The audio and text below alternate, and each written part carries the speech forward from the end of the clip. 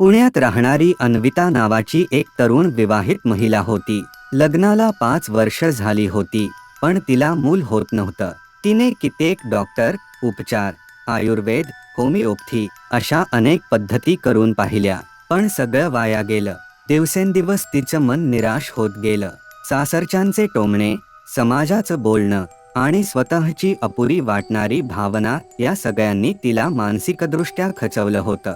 एक दिवस खूपच हतबल होऊन ती घरातल्या श्री स्वामी समर्थांच्या फोटोसमोर बसली आणि भरभरून रडली. माझ्यात काही कमी आहे का, स्वामी? का मला आई होण्याचं सुख नाही?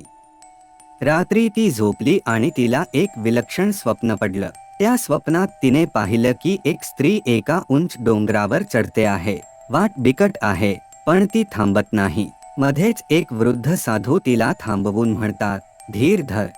डोंगर चढल्यावर तुझं सुख तुझी वाट पाहतंय. स्वप्न संपलं. अन्विता जागी झाली, घामाघूम झाली होती, पण तिच्या चेहऱ्यावर एक वेगळीच शांतता होती. तिला जाणवलं की स्वामींनीच तिला संदेश दिला, धीर सोडू नकोस, योग्य वेळ येईल. तिने पुन्हा एकदा उपचार सुरू केले. मनात श्रद्धा होती, स्वामी पाठीशी आहे.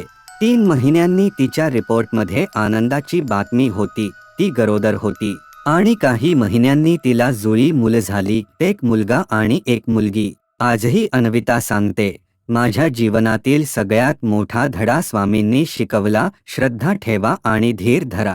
चमत्कार नक्की होतो.